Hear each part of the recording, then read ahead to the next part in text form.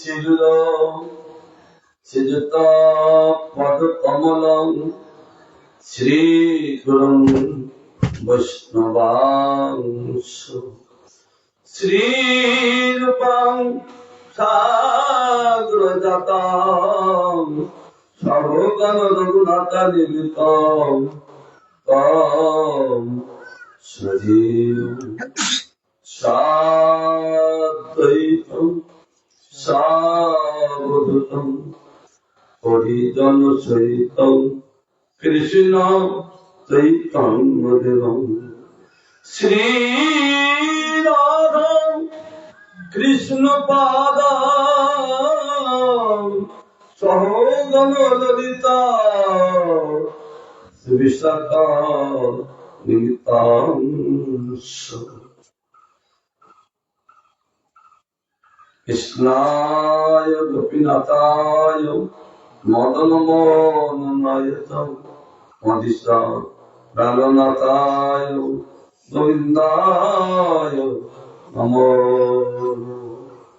নারায়ণ নমস্কৃত নরং চৈব নরোত্তমং দেবীং সরস্বতীং ব্যাসং ততো জয় মুদীরয়ে বৃন্দারণ্য কালীকুঞ্জ সত্য শিবাদিকারিণী রাধা সখী হরি প্রিয়ে জ্যোতিবিন্দে নমস্তুতে। আমাদের আস্বাদন আমরা মুর্শিদাবাদ জেলায়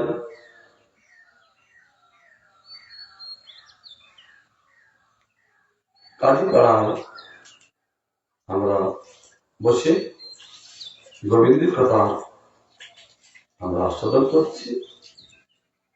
যে যেখানে থাকি না কেন সেখানে বসে আমাদের গোবিন্দের কথা আস্বাদন। আমাদের আলোচ্য বিষয় হচ্ছেন অলক্ষ্মী কোথায় কোথায় বাস করে, অলক্ষ্মী কোথায় কোথায় তিনি বাস করেন।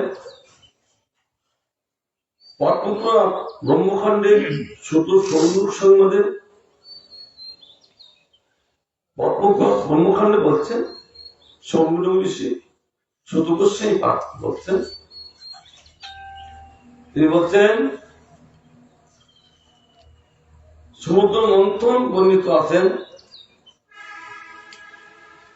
কার্তিক মাসের উত্থান একাদশীতে সমুদ্র হইতে অলক্ষ্মীর আবির্ভূত হইয়া বলিলেন আমি কোথায় থাকিব।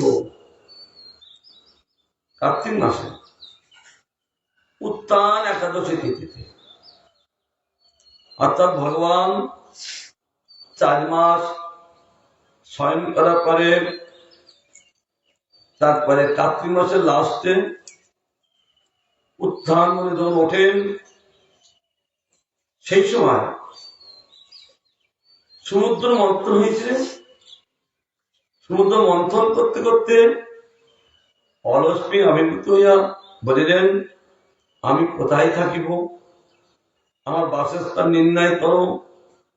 দেবগণ বললেন যে সান্নিনাং গৃহে দেবী কলহ প্রবর্ততে তত্ত্বস্থানাং প্রদচ্ছাম বচোদেষ্ট অশুভান্বিতা নিষ্ঠুরং বচনং যে চ বদন্তি যে অনাতিতং নারা ছন্দয়াং দেহি নশ্যন্তি দুঃখদাতিষ্ঠ তদ্গৃহে। লক্ষ্মী দেবী এই অলক্ষ্মী যখন বললেন আমাদের টাকা দিন, আমি কোথায় থাকবো, আমার একটা বাসস্থান দিন। তখন দেবগণ বললেন এ দেবী যাদের গৃহে নিত্য কলহ হইবে, ভালো করে শুনতে হবে, যাদের গৃহে নিত্য কলহ হইবে আমরা সেই স্থান তোমার প্রদান করতেছি। কলির স্থান যেখানে কলহ ঝগড়া সেখানে কলি অবস্থান করে, যেখানে ঝগড়া নেই জানতে হবে সেখানে লক্ষ্মী অবস্থান করে। তাই বলছেন যে গিয়ে নিত্য কলহ, প্রতিদিন কলহ হয়, ঝগড়া হয়, সেই স্থান তোমার প্রদান করতেছি, তুমি নিত্য অসমান্বিত হইয়া সেই স্থানে বাস করো। যে সকল মানব নিষ্ঠুর বাক্য বলে, কটু কথা বলে, সব নিষ্ঠুর, তার মধ্যে দয়া নেই, মায়া নেই, শুধু নিষ্ঠুর কথা বলে, কর্কর ভাষা বলে। এবং যারা সন্ধ্যাকালে ভোজন করে, তুমি তাদেরকে নিয়ে দুঃখ দায়িনী হইয়া অবস্থান করো। সবসময় নিষ্ঠুর কটু কথা বলে, যে কথা বললে মানুষের রাগ হয়, ঝগড়া হয়। আর সন্ধ্যাকালে যারা ভোজন করে, ভালো করে মনে রাখতেন, সন্ধ্যাকালে যারা ভোজন করে আসরিক ভোজন, শাস্ত্রের বিধান, যেহেতু সন্ধ্যাকালে এই জয় বিজয়, তারা হিরণ্যকশিপু জন্মগ্রহণ করেছিলেন, তার জন্য এটা আসরিক কাল। আসরিক কালে কোনদিন ভোজন করতে নাই। আর ভোজন করলে কি হয়? অলক্ষী সেখানে অবস্থান করেন, আর তাদেরকে কি দেন? দুঃখ দেয়নি, কেবল দুঃখই দান করে, অলক্ষিত। কারণ যেখানে অলক্ষী সেখানে লক্ষ্মী নাই। তাই বললেন, এই জন্য শাস্ত্রের বিধান আছে যে সন্ধ্যাবে কখনো ভোজন করতে নাই। ওই সময় হরিকীর্তন করতে হয়, ওই সময় জপ তপ স্তুতি করতে হয়, ওই সময় ভগবান আরতি করতে হয়। কৃষ্ণ ভক্তগণ তারা ওই সময়টাকে গোবিন্দের সময় করে নিয়ে গোবিন্দের সময় থাকেন। এই জন্য তাদের গিয়ে কখনো দুঃখ দেয়নি, থাকেন না, বালককে বাস করতে পারেন না। কেন? কৃষ্ণ ভক্ত সারাদিন তাই তিনি নিজের সময়টাকে গোবিন্দ সেবা সিলিট করে নিয়েছে, রুটিন করে নিয়েছে, একটা পর একটা তারা সেবা করতে থাকেন। কারণ সন্ধ্যা 6টার থেকে এই ভাগবত গান করছেন, সন্ধ্যা 6টার থেকে 3:36 পর্যন্ত শিবের চন্দ্রের ডিউটি থাকে। তারা রাত্রিবেলায় ডিউটি দেয়। এই জগতে জীব কি করছে সব, এই জন্য এই রাত্রিবেলায় ভূত প্রেত, ওই পৈশাল, কঠোর, বৈতাল, সব শিবির চর, এরা সব ঘোরাফেরা করে। যারা হরিভজন করে না তাদেরকে কঠোর শাস্তি দেয়। আর বেশিরভাগ দেখবে রাত্রিবেলা সব ভূতি পায়, ওই শিবির চররা ধরে, তোরা কি করছিস? গোবিন্দ ভজন না করি বাজে কথা বলছিস। এবার তাদেরকে শাস্তি দেয়। ভূত প্রেত, বৈতাল, পিশাচী, দানব, তখন তারা শাসন করতে থাকে, তাকে শাস্তি দিতে থাকে। এই সকালবেলা হয়ে গেছে তো তাদের ডিউটি বন্ধ, এখন তারা চ্যান্দান করে ঘুমিয়ে পড়ে। আবার সন্ধ্যেবেলা থেকে আরম্ভ হয়, প্রতিদিন এই ভাগবত গান করছে। তার জন্য সন্ধ্যেবেলায় কৃষ্ণ ভক্ত তারা ওই সময়টায় হরিকীর্তনে নিযুক্ত থাকেন। তার জন্য তাদের কাছে এইসব ভূত প্রেত এরা আসে না। আর কে কিভাবে আছেন সব কথাগুলো মহাদেবের সঙ্গে বলেন, তিনি তো বিচারক আর এরা কর্মচারী, সব বলেন। এই জন্য সন্ধ্যেবেলায় কখনো ভোজন করতে নাই, আর কখনো নিষ্ঠুর ভাষা বলতে নাই। যেখানে নিষ্ঠুর ভাষা সেখানে যাইতে অলক্ষী। সন্ধ্যেবেলা যারা ভোজন করেন তারা রাখেন অলক্ষী আছেন, তার দুঃখ কখনো কাটে না। আর কি আরো তোমার জায়গা দিচ্ছি, অনেকগুলো জায়গা দিচ্ছি তোমার। কপাল কেশবাস্মাস্তি তুষাঙ্গ রানী যত্রতু স্তরাং দৃষ্টে তত্র তব ভবিষ্যতি ন সংশয় অকৃত্তা পাদয়োর্ধৌতম যে তস্যন্তি নরাধম তদ্গৃহে সর্বদা তিষ্ঠ দুঃখ দারিদ্র্যদায়িনী।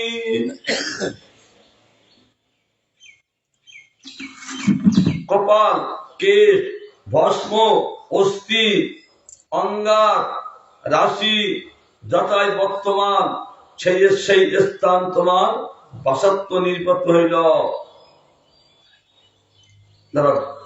ভস্ম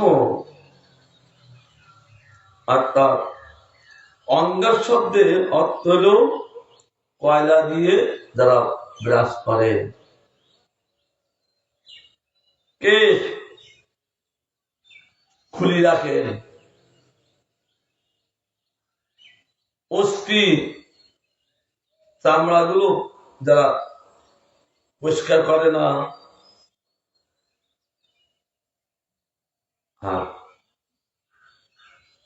কপাল ধৌত করে না, তুমি সেই জায়গায় তুমি বাস করো। যে সকল নরাধম পাদ প্রসঙ্গে করে ভোজন করে, যেখানটা আসি না কেন আগে এসে এই পাদ প্রক্ষালন করতে হয়, আর পাদ প্রস্থান করে ভোজন করতে হয়। তা ভোজন হচ্ছে প্রক্ষালন না করিয়া ভোজন করে, তুমি দুঃখ দারিদ্র দায়িনী হইয়া সততা তাদের গৃহে অবস্থান করো।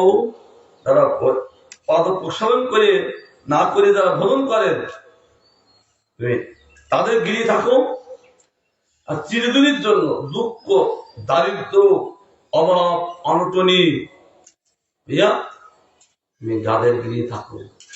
যাদের জানতে হবে কারো দরিদ্র কাটে না, তাদের জানতে হবে সেখানে অলক্ষ্মী আছেন। কেন? তার আচরণ গুলো ভালো না। বৈষ্ণবিত আচরণ করা হলো লক্ষ্মীর খাদ্য, আর অবৈষ্ণবিত এদিক শুনি, আর অবৈষ্ণবিত আচরণ করা মানে অলক্ষ্মীর কার্য যা কর্মপ্রাণ করছে। আর কি বালকাল অবগাঙ্গই কুর্বন্তি দন্তধাবনম তেসাঙ্গিয়ে তথা সদাতিষ্ঠ দুঃখদা পরিণাশ। যারা বালকা দিয়ে দন্ত ধাবন করেন, লবণ দিয়ে দন্ত পরিষ্কার করেন, অঙ্গার দিয়ে কয়লা দিয়ে যারা দন্ত ধাবন করেন, তুমি দুঃখদায়ী হইয়া কলয়ের সহিত নিত্য তাদের গৃহে বাস করো। ঠিক ঠিক ঠিক। বালকা দিয়ে কখনো দন্ত ধাবন করা যাবে না, লবণ দিয়ে দন্ত ধাবন করা যাবে না, কয়লা দিয়ে লবণ ধাবন করলে কি হয়? সেখানে বলছেন সেখানে অলক্ষ্মী থাকে। আর অলক্ষ্মী থাকলে কি হয়? দুঃখ দীর্ঘদিন থাকেন। সারাদিন পরিশ্রম করছেন, পয়সা করে ইনকাম করছেন, কিন্তু পয়সা সন্ধ্যা হলে আর থাকে না। কাল দিয়ে একদিন কাজে না গেলে কি খাবেন? ঘরে কিচ্ছু থাকে না। এটা কেন হচ্ছেন?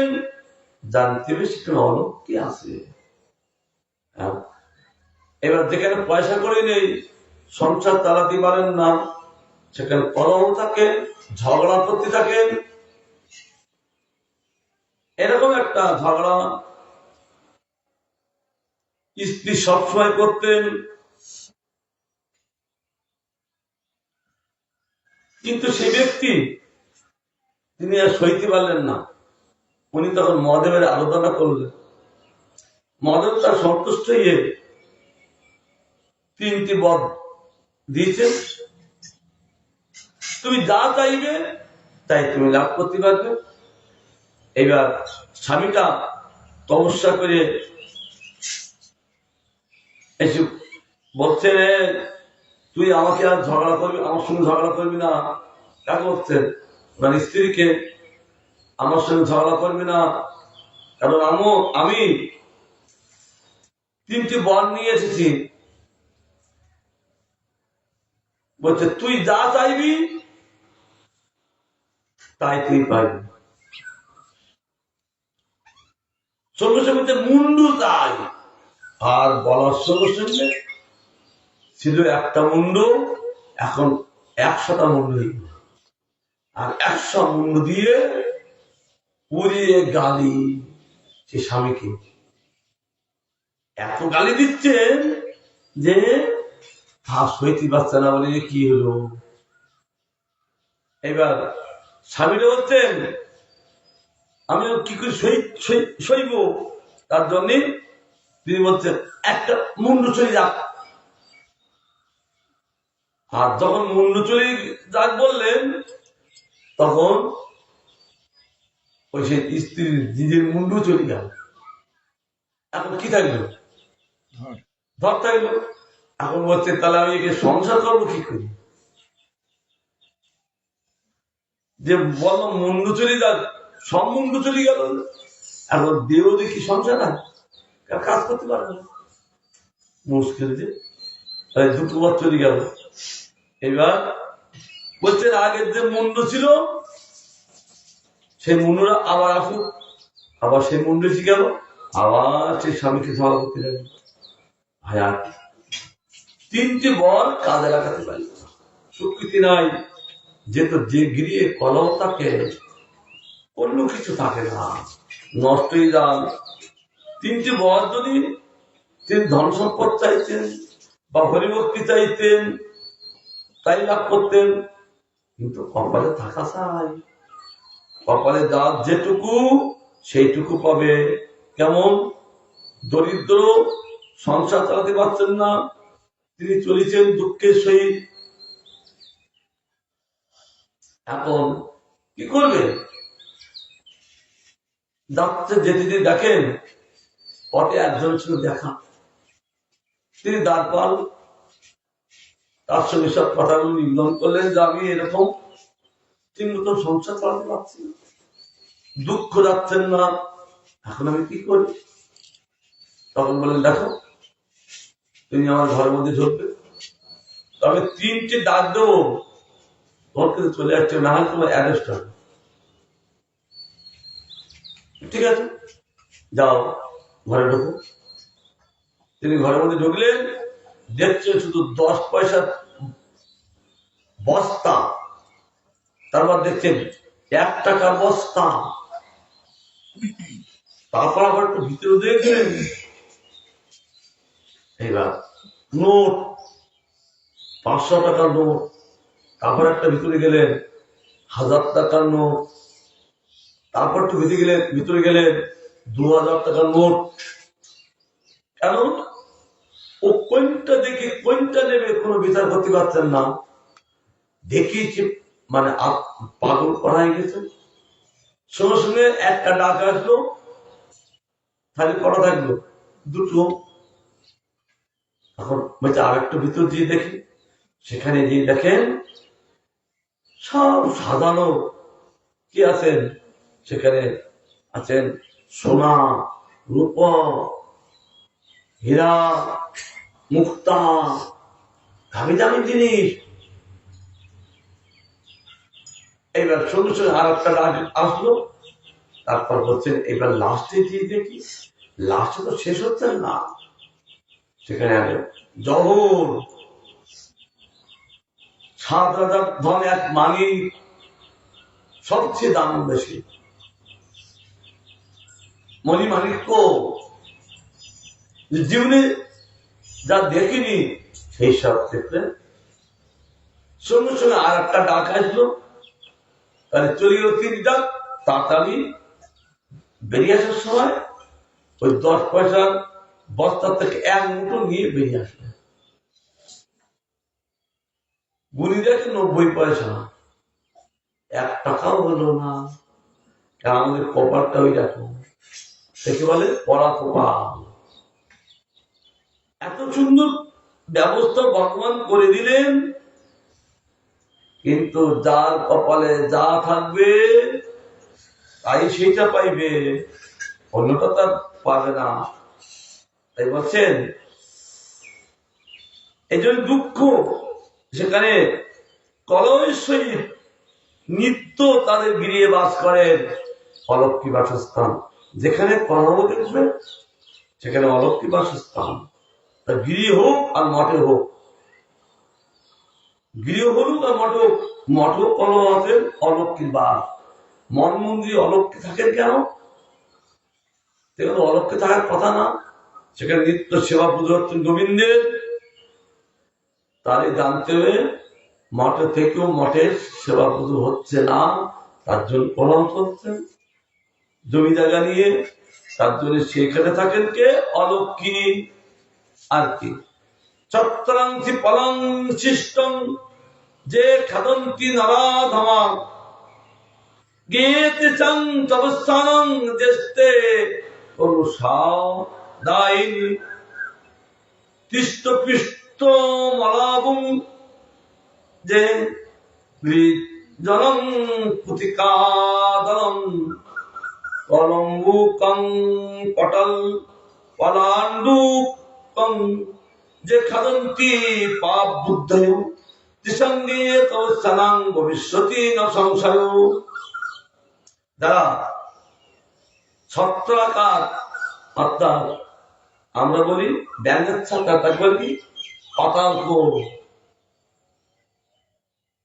ওগুলো ওর মধ্যে পরিবাস করে, কলহ হয়, খেতে নাই। ভুক্ত উচ্ছিষ্ট বেল ভক্ষণ করেন,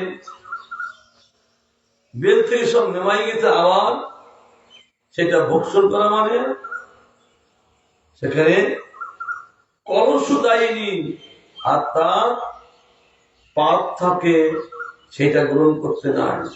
তাদের গিয়ে তোমার বাসস্থান হইবে, ইহা তো সন্দেহ নাই। আর যারা তিষ্টপিষ্ট, তিষ্টপিষ্ট শব্দের অর্থ হল আলাবু, আলাবু শব্দের অর্থ হল গোল লাউ, খেতে নাই, সেখানে অলক্ষ্মী বাস করে। আর কোথায় বাস করে? পয়সা খেতে নাই, অলক্ষ্মী বাস করে। গাদর খেতে নাই, খেলে অলক্ষ্মী বাস করে। পেঁয়াজ খেলে সেখানে অলক্ষ্মী। যেখানে অলক্ষ্মী সেখানে কলহ, যেখানে লক্ষ্মী সেখানে কলহ নেই। কলম্বি শাক, যারা কলমি শাক ভক্ষণ করে তারা পাপমতি। জনগণের গিয়ে তোমার বাসস্থান নিপুত হইল, ইয়াতে কোনো সংশয় নেই। তাহলে পুঁই শাক খেলে, গাজর খেলে, পেঁয়াজ খেলে, কলমি শাক খেলে, তাদের মতিটা কি সমস্ত পাপমতি, জীবনটা তার পাপমতি। তার জন্য তুমি যারা পাপমতি তাদেরকে নিয়ে তোমার বাসস্থান দিলাম, এটা কোনো সংশয় নেই। কারণ সেখানে তুমি নিত্যকাল বাস করো। এইসব কার্তিক মাসে যখন অলক করলেন, এত জায়গায় তার বাস দিলেন, এই জন্য জগতে এত কলহ চলছেন কেন? এই জন্য কি কি খাওয়া উচিত, কি কি খাওয়া যাবে না, কি খেলে কি পাপ হয়, সঙ্গে সঙ্গে সেই অলক্ষ্মীকে সেই জায়গাটা দিলেন। আর একটা কি গুরুদেবাতিথীনাঞ্চ যোগ্যদান বিবর্জিতম দত্ত বেদ ধ্বনি বেদ ধ্বনি নাস্তি তত্ত্ব তিষ্ঠ সদা শুভে দাম্পত্য কলহ যত্র পিতৃদেবাত্মনং ন বৈ দুরাদার গতা যত্র তত্র তিষ্ঠ সদা শুভে পরদার দতা যত্র পরদার দাপ পাহারিণ বিপ্র সজ্জন বিদ্যানাং যত্র পূজান বিদ্যতে তত্র স্থানেন সদা তিষ্ঠ পাপ দরিদ্র দায়িনী। যেখানে গুরুদেব ও অতিথিগণের তৃপ্তির উদ্দেশ্যে যোগ্য ও দান কার্য নাই। দান একটা বিশেষ কার্য। কোথায় কোথায় যদি অতিথি আসেন, গুরুদেব আসেন, তার তৃপ্তির জন্য উদ্দেশ্যে যোগ্য করা, দান কার্য করা যদি তাদের না হয়, এবং তথায় বেদধ্বনি হয় না। যখন গুরু বৈষ্ণব আসেন বেদধ্বনি করতে হয়। বেদধ্বনি শব্দ হলো সংকেত ধ্বনি, মায়েদের ওই উলুধ্বনি, এগুলো করতে হয়। এগুলো কি হয়? শুভ থাকে। আর সেইগুলো না হলে অশুভ, অমঙ্গল থাকে। তুমি সেই স্থানে বাস করো যেখানে স্বামী স্ত্রী কলহ হয়, যেখানে দেখবো স্বামী স্ত্রী কলহ, যেখানে পিতৃ ও দেবতাদের অর্চনা নাই, যেখানে স্বামী স্ত্রীর কলহ হচ্ছে সবসময়, তুমি সেখানে বাস করো। যেখানে পিতৃ দেবতাদের অর্চনা হয় নাই, সেখানে তুমি বাস করো। লোক সকল যাতায় অক্ষকরীরা পাশা খেলা করে নিরত, সেখানে তুমি বাস করো। যেখানে নরগণ পদদাররত, অর্থাৎ পর স্ত্রী গমনে রত ও পরদ্রব্য অপহরণ করেন, যথায় বিপ্র শব্দের বিদ্যমানের পূজা নাই, তুমি পাপ দারিদ্র দায়িনী হইয়া সর্বদা তথায় বাস করো। অতএব চিরস্কামীদের পক্ষে অলস্য হইতে সাবধান হওয়া উচিত। চিরস্কামী শব্দের অর্থ হল যারা মঙ্গল চান, তারা এইসব থেকে সাবধান হয়ে কেবল গোবিন্দ ভজনে তৎপর থাকবে। কোন কলহ আসলে কলহ করবে না, একদিন বেরিয়ে যাবে। আর কলহ করলেই কি হবে? এই অলক্ষীবাস, তার গিরি হোক মঠে হোক। তারা বলছেন কেবল কার্তিক মাসে নয়, পরন্তু সর্বকালেই পুঁইশাক ভক্ষণ নিষিদ্ধ। শুধু কার্তিক মাসে পুঁইশাক খেতে নেই না, সব সময়ের জন্য 12 মাসের জন্য পুঁইশাক খাওয়া নিষিদ্ধ। কারণ পুঁইশাকের মধ্যে থাকে অলক্ষী, বোঝা গেল? এই জন্য গুরুমা নিষেধ করেছেন। এই জন্য বৈষ্ণব অলক্ষীকে কখনো সমাধান করে না, তারা সমাধান করে কাকে? লক্ষ্মীকে। এই জন্য বৈষ্ণব গিয়ে লক্ষ্মী থাকেন। এই যে এখন এই হরি কীর্তন চলছেন, সকালবেলা উঠে তার পাঠ কীর্তন, তার লক্ষ্মীর লক্ষণ। লক্ষ্মী যেমন তিনি নিরন্তর তার প্রতিসেবা করেন, বৈষ্ণবগণ ঠিক তেমনি ভাবে তারা গুরু বৈষ্ণবের সেবা করে থাকেন। আর এই গুরু বৈষ্ণবের নিত্যকাল সেবা করা মানে লক্ষ্মী সেখানে বাস করেন। তার জন্য বলছেন এই পুঁইশাকগুলো সর্বকালের জন্য নিষিদ্ধ। কোথায় বলেছেন? তা পুরাণ হইতে জানা যায়। হরিভক্তি বিলাসে তিনি বলেছেন, সনাতন গোস্বামী এই শ্লোক তুলে ধরেছেন। গাদর নিষিদ্ধ আছে কোথায়? হরিভক্তি বিলাসে। ধৃত বড় প্রণক্ত শ্লোক, বংশ কংসতুক শাকঞ্চ শাক মেব কলম্বিকং কলম্বি শাক ভোজ্যে গণ্য, পরন্তু অবশ্যনিক কিন্তু অন্যত্র কলম্বিকা শাক নিষিদ্ধ। অলাউ বৎসের যস্তু দগ্ধমন্নাং কলম্বিকাম স্বনির্লজ্জ কতং ব্রতে পূজায়ামি জনার্দনম। অর্থাৎ যে ব্যক্তি অলাভু অর্থাৎ গোল্লাও দুগ্ধান্ন ও কলমিশা আহার করে, সেই লজ্জাহীন আমি জনার্দনে অর্জন করি, একথা কি প্রকারে বদনে উচ্চারণ করে, তবে চাতুর্মাস ব্রতে 4 মাস কর্মিষ্ঠা নিষিদ্ধ। 12 মাস যেহেতু মহাপ্রভু খেয়েছেন, তার জন্য অন্য সময় খেতে পারেন, কিন্তু 4 মাস কাল কর্মিষ্ঠা খেতে পারেন না। তাহলে অলস্য বাস হয়ে গেল। এবার অনাত্ম কাকে বলেন? অনাত্ম যেটা অর্থ না, তাকে বলে অনাত্ম। অর্থ কাকে বলেন? ভগবত আরাধনা, ভগবত অর্চনা, ভগবত পূজা, হরিকীর্তন, এইটাই প্রকৃত অর্থ।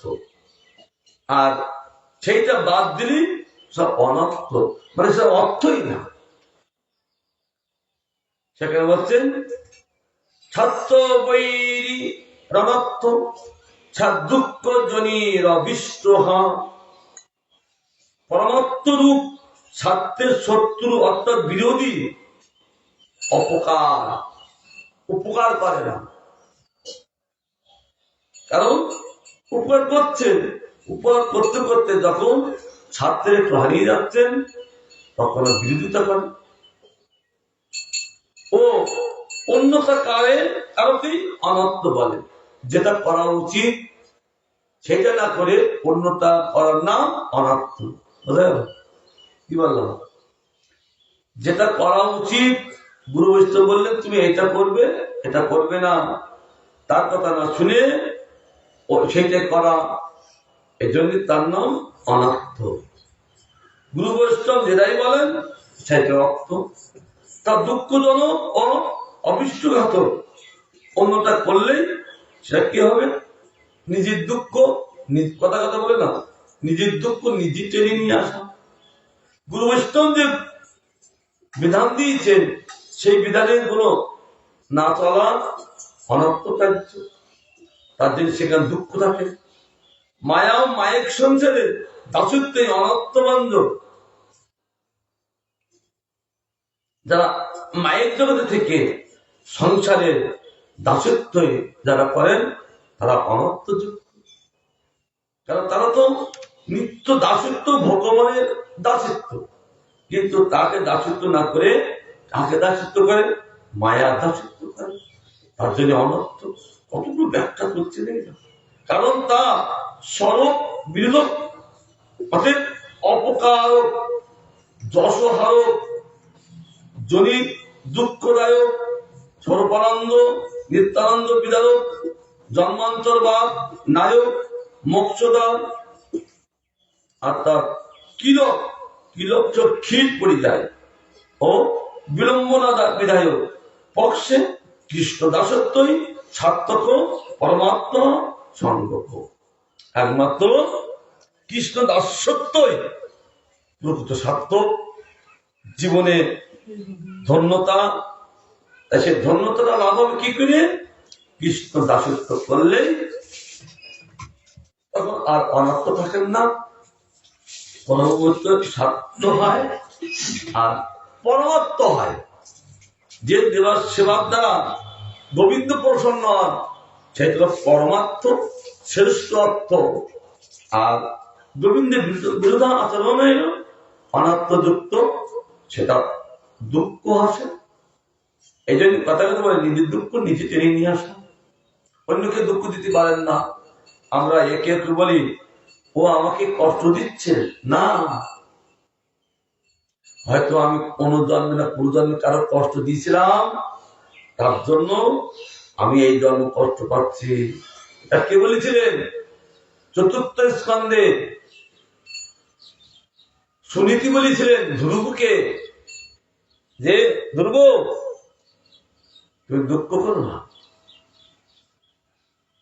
তুমি পিতার কোলে উঠতে পারলে না, তোমার বিমাতা তোমার যখন নামিয়ে দিল আর তুমি দুঃখ পেলে, এটা মনে করো না তোমার বিমাতা তোমার দুঃখ দিয়েছেন। ও কি নীতি! তার জন্য তার নাম হলো সুনীতি। ওই নীতির মধ্যে কোনো অনীতি নেই। আর যিনি রুচি কি? রুচি হলো যারা রুচির বসে থাকে তাদের পতন অনিবার্য, আর যারা সুনীতির বসে থাকে তাদের অমঙ্গল কখনো হতে পারেন না।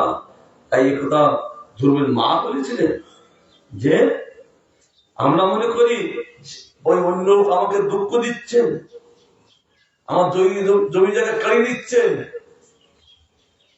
কিন্তু কৃষ্ণ ভক্ত বলে না, হয়তো সে অন্য জন্মে তার জমি জায়গা কেড়ে নিয়েছিলেন, এই জন্মে তার জমি জায়গা কেড়ে নিচ্ছেন, তাকে দুঃখ দিচ্ছেন। এই জন্য অপরকে দুঃখ দিলেই ওই নিজের দুঃখ টেনে নিয়ে আসা। তার জন্য বলছেন কারো দোষ দেওয়া যাবে না, নিজের কর্মফল নিজে ভোগ করি, অন্যকে ভোগ করেন না, পিতামাতা ভোগ করেন না। কারণ সন্তানের কর্মফল পিতামাতা ভোগ করতে পারে বলে তাও পারেন না, নিজের কর্মফল নিজে ভোগ করেন। কারণ একটা মেয়ের একটা বাচ্চা হলো, বাচ্চাটার জন্ম দিয়ে বাচ্চাটা মারা গেল, আর তার ওই সেই মেয়েটা তিনি যমকে গালি দিতে আরম্ভ করলেন, ভীষণ গালি। আর যম এসে বলছে, একটা বালক বেশ ধারণ করছেন, কি ব্যাপার তুমি আমাকে গালি দিচ্ছ কেন? আমি তোমার কি করেছি? আমার ছেলেটাতে নিয়ে গেলি কেন? বলে আমি মা, আমি কালের অধীন। এবার যমরা চলে গেলেন, কালকে গালিতে লাগলো, কাল তুমি কেন আমার ছেলেটাকে মৃত্যুবরণ করালে? ভীষণ গালাগালি। তারপর কাল তিনি মূর্তিমান এসে বলছেন, কি ব্যাপার মামা, তুমি আমাকে গালি দিচ্ছ কেন? কেন দেব না? তুমি আমার ছেলেটাকে মেরে দিলি কেন? আরে আমি মারি নাই, আমি ভগবানের অধীন। এইবার সেই মেয়েটা ভগবানকে গালি দিতে লাগলেন, এমন গালি দিচ্ছেন, মেয়েটার ভাগ্য ভালো বটে, ভগবানকে দেখল, যমকে দেখলো, কালকে দেখলো। এখন ভগবানকে উল্টো পাল্টা গালি দিচ্ছেন, যে গালি সহন করা যাচ্ছেন না। ভগবান তখন এসে গেলেন, কি ব্যাপার আমার গালি দিচ্ছ কেন? আমার কেন ছেলেটা মরে গেল? এবার সমাধান করবেন কে? একমাত্র যম করতে পারেননি, কাল করতে পারেননি, একমাত্র ভগবান যখন শিখেছেন এবারে সমাধান করবেন। ভগবানের সমাধান করেন, বিধান করেন, যেহেতু তিনি প্রধান, তার জগতে চলছেন অবদান, এই জন্য তিনি আচ্ছা আপনার তো বয়স হয়েছে, আপনার তো মৃত্যু হওয়ার কথা ছিল, কিন্তু বাচ্চাটা মৃত্যু হলো কেন? ভগবান বলছেন কেন মৃত্যু হলো? তাহলে কর্ম করেছেন, যে যেমন কর্ম করেন তার তেমনি ফল সেই ভোগ করে। কারণ ভগবান বলছেন আমি কর্মকর্তা না, আমি হলাম বিচারকর্তা। এই জগতের জীব কি করছে না করছে আমি বিচার করি, বিচার করি তার সেই কার্য প্রদান করি। আমি তো কর্মকর্তা নয়। তোমার এই ছেলেটা যেমন কর্ম করেছেন তেমনি মরেছে, ভগবানকে দেখেছেন তো, তার জন্য তার চিত্রবৃত্ত পরিবর্তন হয়ে গেল। আর সে মেয়েটা আর কাউকে দোষ দিলেন না, তখন ভগবানের চরণে অপরাধ ক্ষমা মানলেন। ভগবান ভগবানই জগতে তারা সমাধান করতে পারেন, আর গুরুদেবও সমাধান করতে পারেন। কি করিয়ে? বাবা তিন ছেলে, 19টা ঘোড়া ছিল, বলেছিলেন বড় ছেলেকে বললেন তুমি 4 ভাগে অর্ধেক তুমি পাবে, আর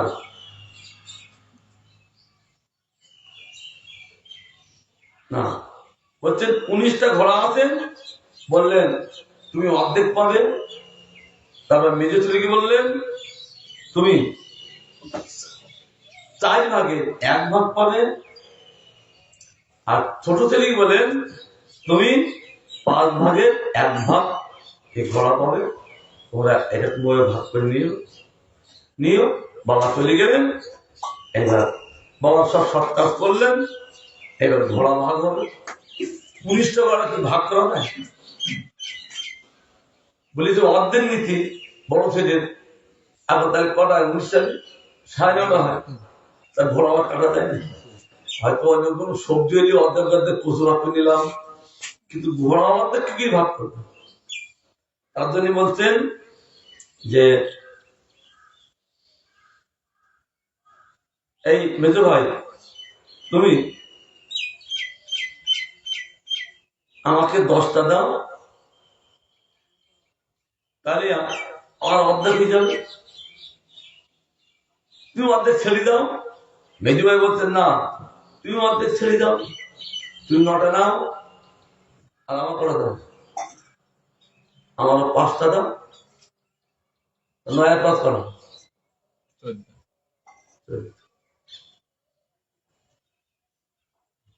এখন তো কোনো ভাব না, তুমি ছেড়ে দাও। এই ঝগড়া আরম্ভ হয়ে গেল। 3 ভাইয়ের ঝগড়া চলতে লাগলেন। তুমি বড় ভাই তুমি ছেড়ে দাও। ছোট ভাই তো দ্বিতীয়, আবার বড় ভাই বলছে দেখ আমি সকলে বড়, তোদেরকে আমি অনেক মানুষ করেছি। কারণ বড় ভাই অনেক সময় বাবার কাছে করে সে হইয়ে ছোটদেরকেও খাওয়া দাওয়ানো, নিয়ে যাওয়া, গামুচি দেওয়া, চ্যান করানো পারে। তাহলে বাবার কার্য করেন বলে আমি তোদের অনেক বাবার কার্য করেছি, তাহলে আমি বড় ভাই পিতার তুল্য, তাহলে তোরা ছেড়ে দিন। আর কেউ ভাগ করতে পারে না।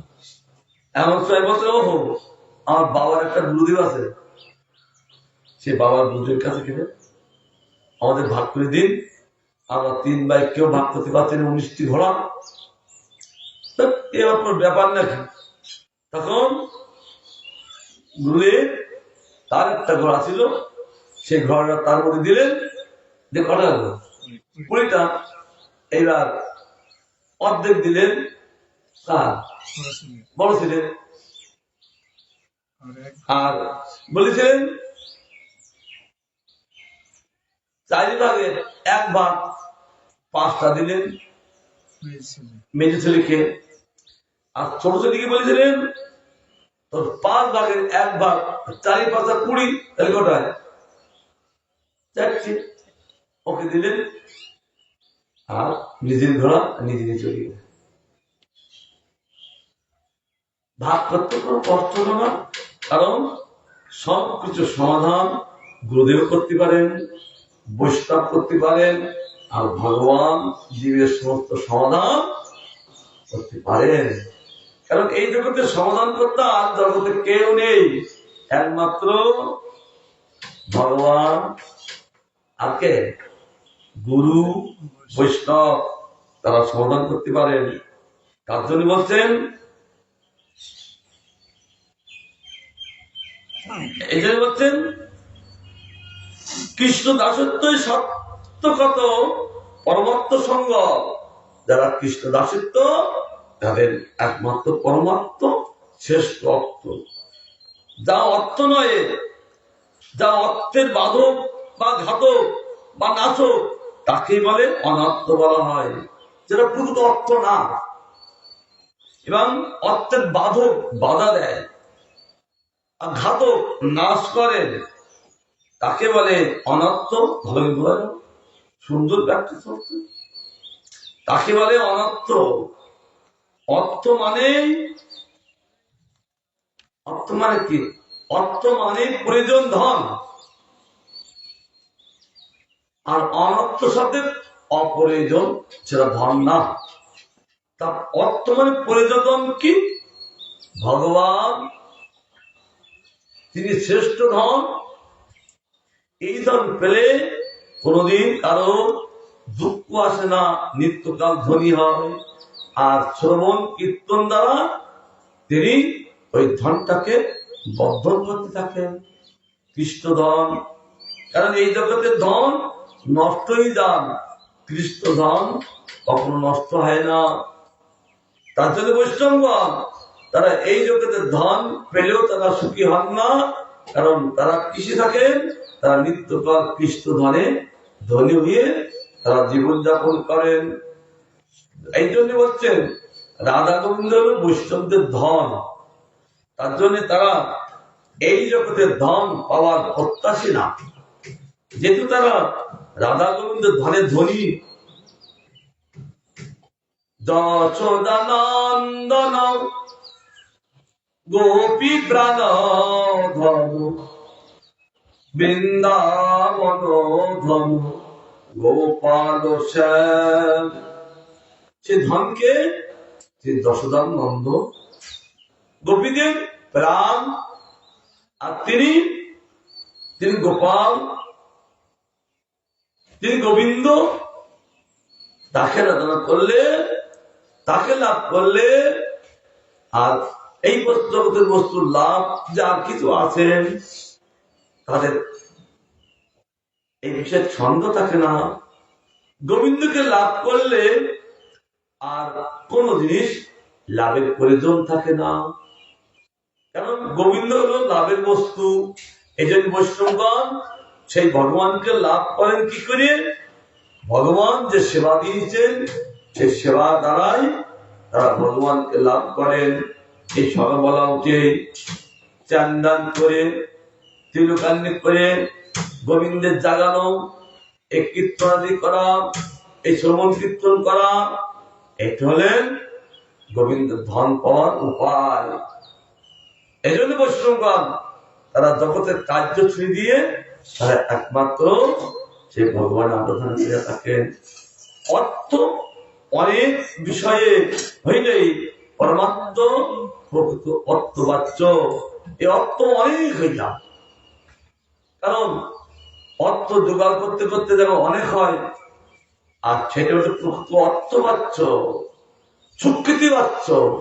সাধু স্বরূপ করতে করতে কি হয় যে সেটা স্বীকৃতি হয়, স্বীকৃতি দ্বারা অনেক অর্থ জোগাড় হয়। আর ভগবান কি করেন? ভগবান তাকে প্রথমে দেয় তার মধ্যে শ্রদ্ধা, শ্রদ্ধা দিলেই তার কীর্তনাদি ভালো লাগে।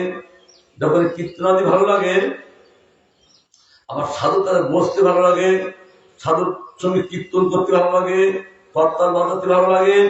তারপর সাধু যে হরিনাম করেন তার দেখতে ভালো লাগছে, তার হরিনাম করার ইচ্ছা হন। এগুলো ভগবান কেমন প্রণয় করে করে সাধুর কাছে নিয়ে যান, নিজে ভজন করান, সেটা ভগবানের সব ফর্মুলা থাকেন। তাই বলছেন, তাই মনুষ্য জীবনে প্রয়োজন, আর তার বিপরীত যা তা অনিষ্টকর, তাই অনর্থবাচ্য। যে আমাকে ক্ষতি করেন সেটা হলো অনর্থ। আচ্ছা, এখানে ব্যাখ্যা দিয়েছেন অনর্থ কত কত প্রকার ও কি কি। কৃষ্ণ বিস্মৃত, আত্মহারা, ভোগপারা, মায়ামুগ্ধ জীবের অনর্থ 4 প্রকার।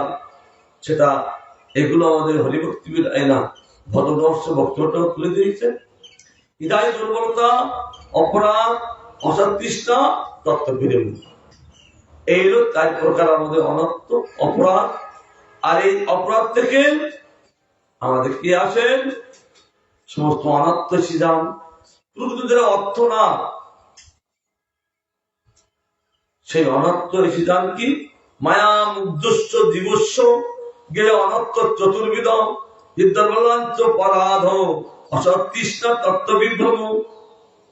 কৃষ্ণ স্মৃতি রূপ অর্থের অভাবে, মায়ার প্রতাপে প্রভাবে জীবের জীবন চরিত্রে অনর্থের আবির্ভাব হয়। কারণ কি হয় যে কৃষ্ণ স্মৃতি রূপ নাই, কৃষ্ণ স্মৃতি রাখা উচিত, বিস্মৃত হয়ে যাও।